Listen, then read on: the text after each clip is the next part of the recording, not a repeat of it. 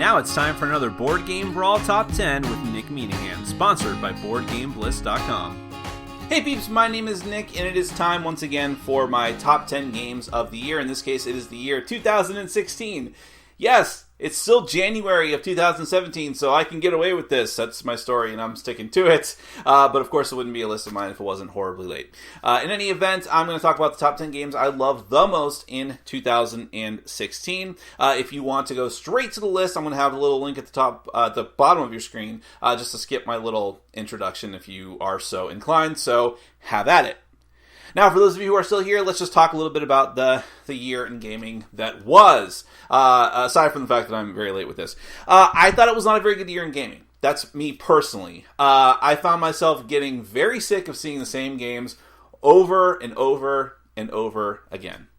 Maybe this was just the first year that I noticed it because I'm sort of settling into the groove of being a hardcore gamer more and more as time goes on. And so therefore, or just if you want to put it another way, I've become the jaded gamer. I'll fully wear that if that's what you want to apply to me. But it certainly seemed like, even for game genres that I really love, like, okay, yeah, I'm not a huge Euro gamer. So if you say that there's another game about trading the Mediterranean, of course, I'll roll my eyes and whatever. But even for genres that I really love, like, you know, dungeon crawling or one versus all games or just heavy miniatures, fantasy-themed games, it just seemed like there was more and more of them, and none of them were bringing anything that new to the table. It's also possible that I, and I think a lot of other people, were really spoiled by 2015, which we will discuss at the end of this list. I'll go over what I picked last year for the year before. It was amazing. I mean, there was so much good stuff. And more importantly, in my mind at least, really innovative stuff. Things that really broke the whole game system. I mean, it's just really great stuff that I think everything in 2016 was just trying to play catch up. Now, of course, your mileage may vary depending on what you liked and what you were looking forward to. It could have been an amazing year for you. But for me personally, I was underwhelmed. However, I won't say that the list was very difficult for me to put together. I still easily came up with 10 games, and I will say, fortunately or unfortunately, but for those of you who watch my top 100 list, this is going to be very anticlimactic, because I did like enough games last year, enough that they made it onto my top 100 list, which, as I've mentioned before, is always fluctuating, and it's not to be set in stone. I've always looked at what I like the most at this point in time.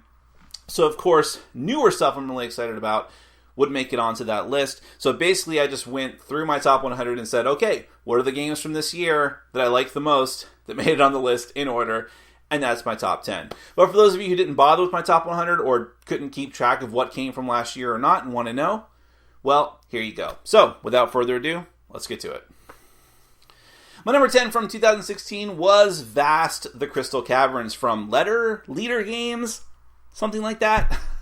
Which, I was talking during my introduction, in case you didn't watch the introduction, shame on you, about how much I want games to be innovative, and those are the games that I paid special attention to, and one of the reasons why I felt that 2016 was sort of weaker than other years was because there wasn't a ton of innovation.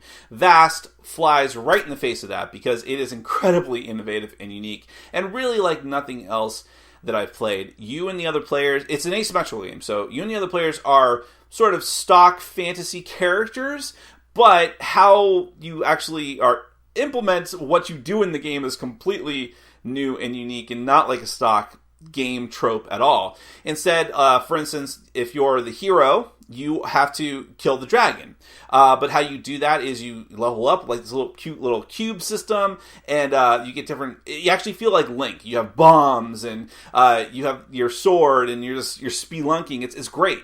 And then if you're the goblins, you have control of different tribes and who all have their own abilities. If you're the dragon, you're underground and can just pop up and attack the other characters at a certain point in the game when you're strong enough, and so on. There's the cave itself is a character, and it's just so unique how every player has their own goal, their own way to play the game. It's very tough to learn how to play it, but once you get it rolling, it's fantastic. And I also like the artwork and the aesthetic as well. More important than anything else, it's an incredibly innovative game, and we need more games like that. So that is Vast: The Crystal Caverns, my number 10 of 2016. My number 9 I don't hear talked about very much anymore, and that's a shame. It's Automobiles from AEG. I think it came out very close to the beginning of the year, and so it's kind of been overshadowed by a lot of stuff that happened later, but I think this is one of the best games AEG has ever put out. Prior to that, Thunderstone, which I still think is an amazing game as well. And Automobiles, like Thunderstone, is deck building of a sort, but this is actually a bag building game where you're putting cubes into a bag and pulling them out. But these cubes represent the different gears of a race car, like a NASCAR style race car. Was it stock car? Sure, I don't know. I think you can have a Formula One track as well, where you have the board, which is a racetrack, and you have your little car meeple as well, which is kind of cool. And you draw the cubes out to go into different gears. You're racing around the track, moving your car meeple as you go. You buy upgrades for the car. You have to avoid having, I forget what the name of the cubes are, but the bad cubes that you have to take at sometimes, which represent your car slowing down and too much like bad fuel or something like that. But basically, it has that deck building feel to it that I love, because I love deck building games in general. But like other games like Orleans, it's bag building instead, which just adds a little innovative twist to it. And I just love how the game looks and how it plays, and there's different loadouts for the upgrades as well, so you have a ton of variety too. And it's just fast and fun. Like, you're always engaged and always it's always exciting, just like a race.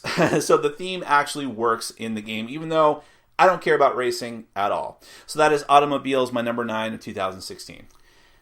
If hype could be bottled and converted into energy, I think the next game would take care of the country's entire energy crisis. And that is Mechs versus Minions from Riot Games, my number 8 game of 2016. This game, before it even came out, was incredibly hyped through the roof. The media was talking about it, board gaming media, for what that's worth, talking about it at all times. Wall to wall, everyone was talking about it, hyping it up as just this amazing, incredible thing. I remained skeptical, but open-minded, and eventually played it, and was proven wrong in my skepticism. And this is a fantastic game. Now, first off, I'll say that Riot Games makes League of Legends. This is technically based in the world of League of Legends, although not the characters you play in that game. I think they're these little, like, yordles, I think. I don't. I've been criticized for not knowing the story of the game. I still don't care. I really don't care. But it's a very cute, these cute little things that you play as who ride around on steam-powered mechs. And basically, it's a cooperative game, but it's also a programmed action game, which I typically hate.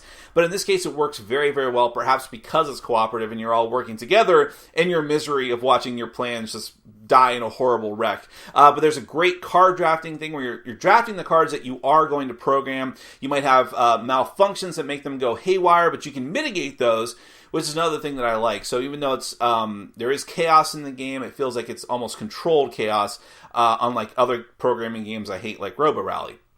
You add into that great artwork, really good theming, because the game, it's not a legacy game, but you unlock parts of the game as you go. There's a progression of like these cool envelopes that you open to give you more parts of the game, and little bits of story as well. It's like slapstick story, but it works very well for the game. Yeah.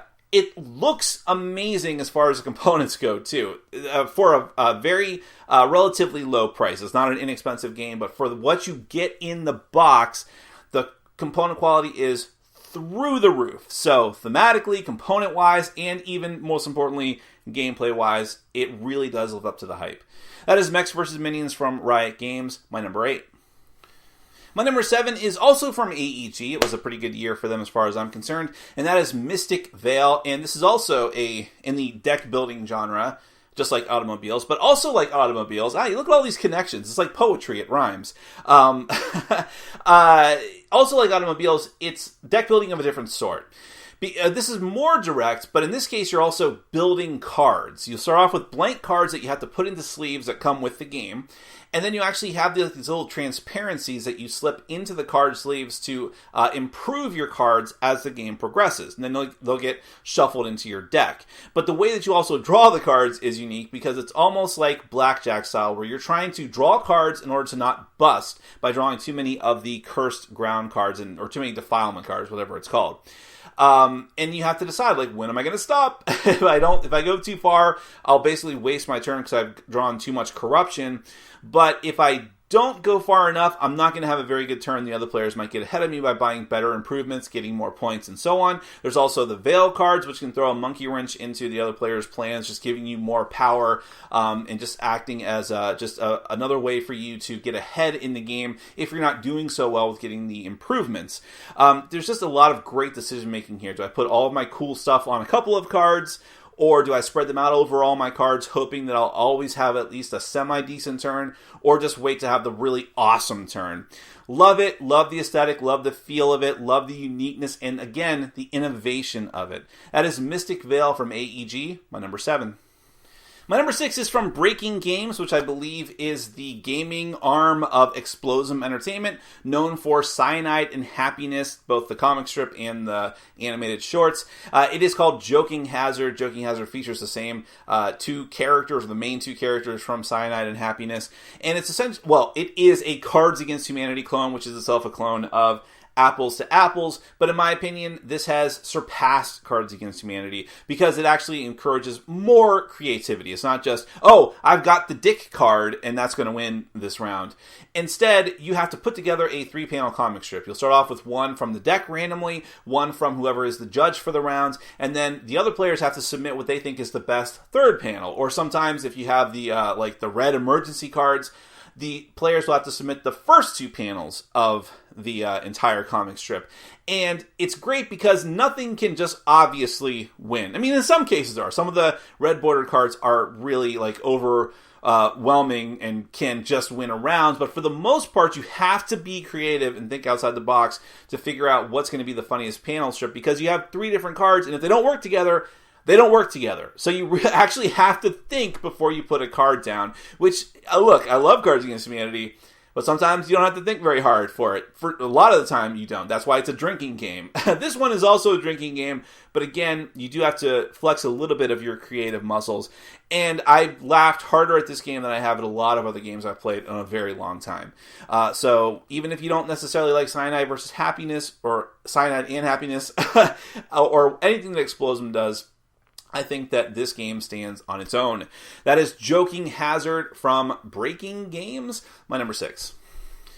My number 5 of 2016 is another deck building game. What a shock! It is Clank from Renegade Game Studios. Oh, what a great game. And this is one of the games that was, there's a lot of games on my list, of this list or the top 100 list, that I really love, but I have a hard time selling to other people in my group. Clank was universally loved by everyone that I played it with. It's a deck building game, but one with a ton of theme, where you're doing Ascension-style deck building with fantasy characters building your party. You're a warrior going down and getting other party members with you through the deck and magical items and things like that. But what you're trying to do is steal from a dragon's hoard. You're trying to get powerful relics and some other items that might be worth some points. But the dragon is temperamental and is slowly waking up as you make noise. That's the clank in the title.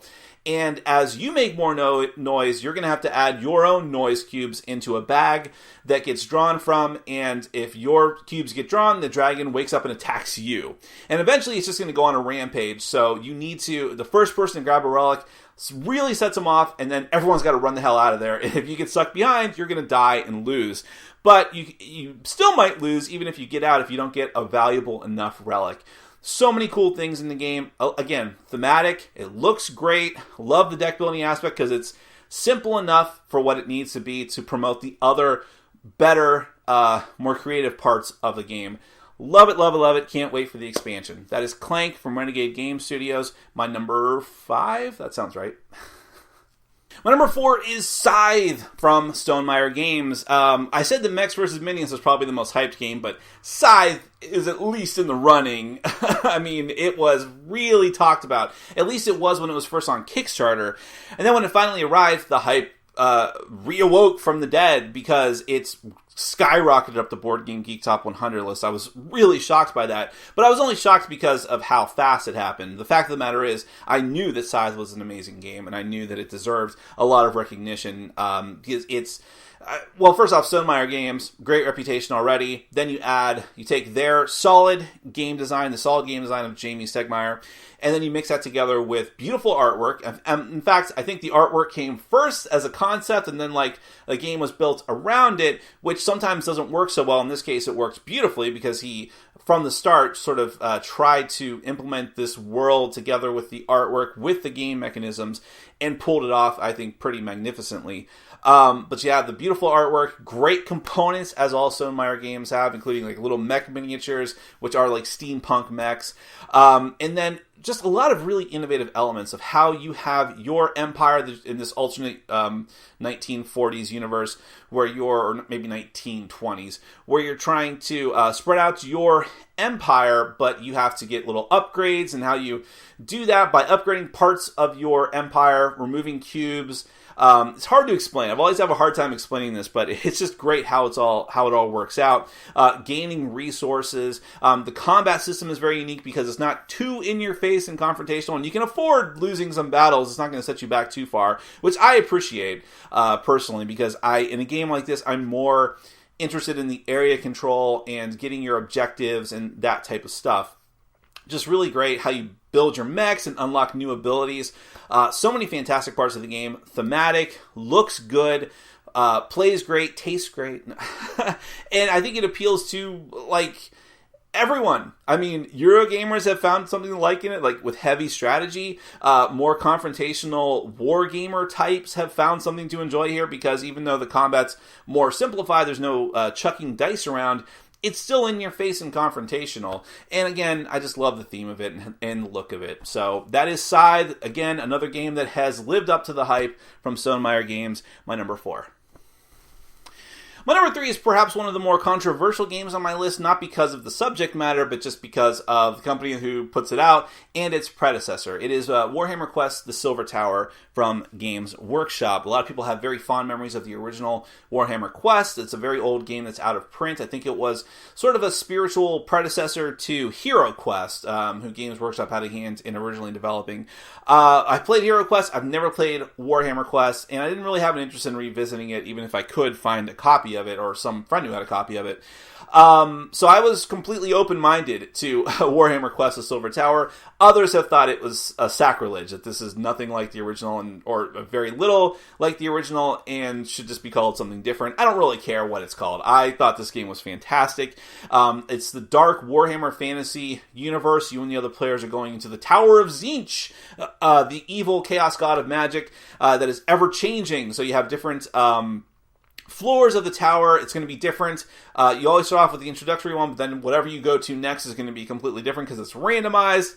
So it's like sort of a generated or a randomly generated dungeon, like a video game. But there's little bits of story that you read from a book, just a little bit, enough to get you interested in it, which you're progressing steadily towards the Dark Lord of the Tower, and you're fighting lots of different types of monsters. Incredibly detailed miniatures, as Games Workshop has wanted to do, that unfortunately you have to put together.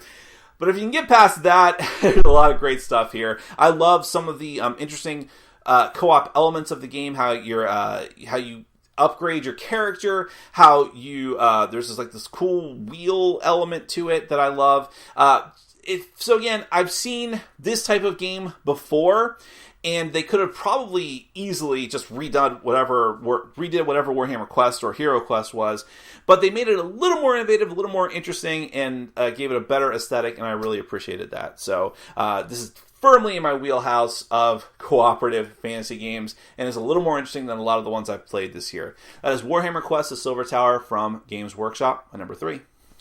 Well, my number 2 is controversial for the subject matter, and that is, even though it's kind of ridiculous, and that is Secret Hitler from, it's like the Cards Against Humanity team, or Friends of Cards Against Humanity, or something.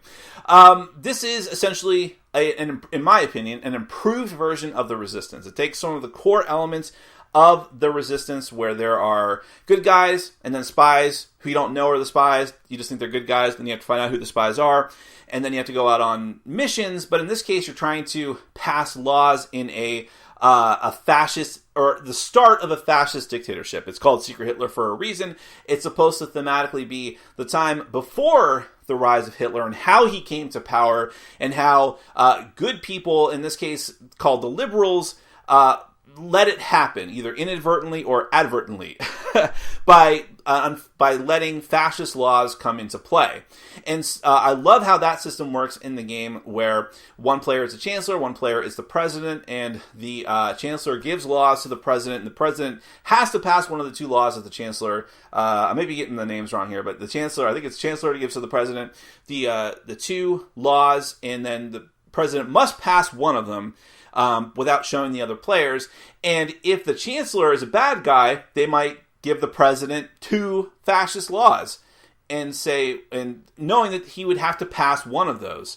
And if the president passes that law, he can say, whoa, that chancellor just gave me two fascist laws. I had to pass one of them. The chancellor can say, he's lying. I gave him an option. I gave him a good law, a liberal law. He could have passed it.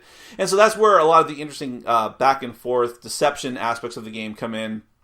And I just think it's a way more interesting. I'm simplifying it, but it's way more interesting than how the Resistance does it. There's special abilities that unlock as more fascist laws are passed, so you're sort of playing with fire if you let too many fascist laws go through, but you gain more abilities as the good guys to make sure you can stop the fascists as time goes on. I love the artwork and the aesthetic of the game. You can add Trump to it if you really want to with stickers. And it's controversial because it's Hitler, and people think that it's glorifying the Nazi regime. Nothing could be further than the truth. I'm not going to belabor the point here. It's ridiculous. It's fascinating to actually explore this aspect of how good people can let evil things happen.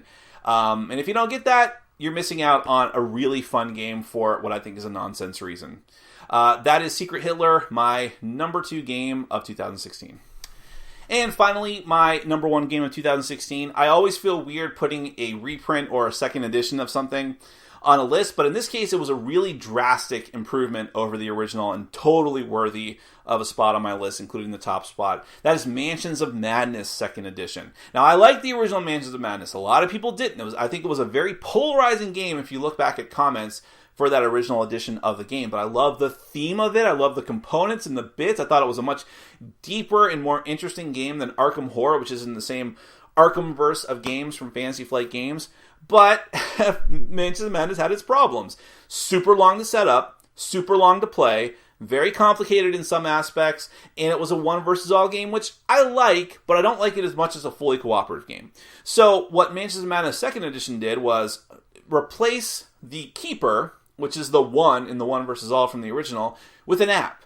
Some people hate apps. I'm telling you, in some games, it works fantastically, as it does here. The app takes control of all of the random story elements that you would normally have to set up in Mansions of Madness, and controls how the board is set up and what happens when you go into a room. It's great. You never know what's going to happen. You're all working together instead of one player being against everyone else. So there's no hard feelings against someone saying, aha, now you've got brain trauma. The game just does it to you now, which is much better. There's still the same high quality miniatures. You can still use all of the stuff from your previous edition of the game and its expansions, so they're not leaving anyone out in the cold and saying that they've wasted any money. And you can still play that original one if you want to, but I think this one is far superior in how it's implemented. It's streamlined, it's faster, which is a major improvement. I don't mind playing a long game, but now I can play this game with a lot more people than I typically could in the past. And thematically and physically, how the game looks and just how it's all implemented. And again, innovation. They've taken something that existed and made it better. They didn't just do a lateral swap. I see other games that just keep getting edition after edition, and it's basically the same game with a few new coats of paint. This is changed for the better, in my opinion, and drastically better. That is Mansions of Madness 2nd Edition, easily my number 1 of 2016. One last thing before I go, I always do this with my iterative list, where I do a different list every year, and I look back on what I did in the last year. So last time I did this list was of course, the top 10 games of 2015. And if you watch my intro, you know I said that I think that 2016 suffered because of how great 2015 was. And looking over my top 10, I reiterate that heavily now, because every game that was on my top 10 list of 2015 still on my top 100 this year. That's how good everything was. I still play them. Some of these I love and have just played recently. That's how great a year 2015 was. Number 10 was Discoveries. I haven't played that in a little while. I just watched a few other people in my group play it a couple weeks ago. They loved it. I watched them play it and want to play it again. Discoveries, which is a dice-chucking game, sort of a spiritual successor to Lewis and Clark, but way better than that game, with the great artwork of Vincent Dutrait. But number 9 last year was Spectre Ops. Haven't played it in a while, but still a fantastic game. One versus all, hidden movement, deduction game. Looks fantastic. Plaid Hat games, love it. Number 8 was Shakespeare, one of my favorite Euro games of the last few years. Well loved in my group from the heavy Euro gamers amongst us. I'm not a heavy Euro gamer, but I'm willing to play Euros. Other people in my group will not. But for those who are willing to, Shakespeare has been a big hit. Number 7, Forbidden Stars, the Hard Luck Story. Still love the game, still in my collection. Will never ever get an official expansion, but players have been making fan content because of the whole Games Workshop and Fantasy Flight Games parting ways thing. If you haven't gotten a copy yet, get it while you still can. I don't know what's going to happen in the future. Hopefully it gets rethemed or something. Or hopefully Games Workshop takes it over. I don't know. Number 6, Pandemic Legacy. That's how good a year this was. The number 1 game on Board Game Geek was my number 6 last year, Pandemic Legacy. I just restarted the game and falling in love with it again. Like, it's so good and so fun. Playing it with new people, love it. Number 5 was Elysium. I still don't think Elysium gets enough love.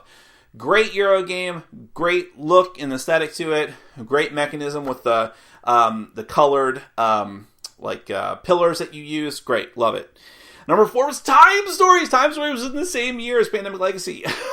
Still loving that game. It hasn't had an expansion for a while, but I know that there's one very, very soon coming out. I think it's already out in Europe or some places in the US. But I love it. It's such a great game. One of the best expansions for it came out earlier this year. So still going strong as far as I'm concerned. Number 3, Roll for the Galaxy. That continues to rise up in the ranks.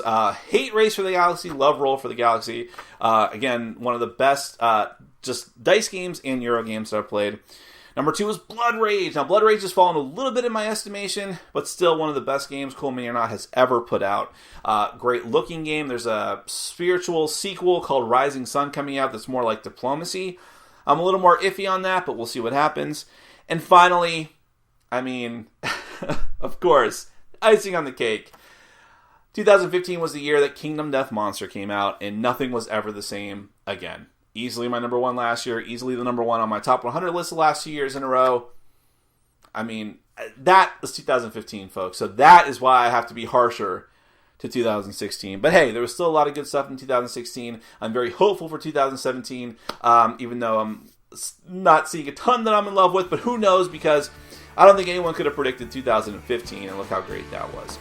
So, thank you so much for watching, and I hope you're all already having a fantastic year since we're well into it. Sorry, and I hope the rest of it's good too. Take care.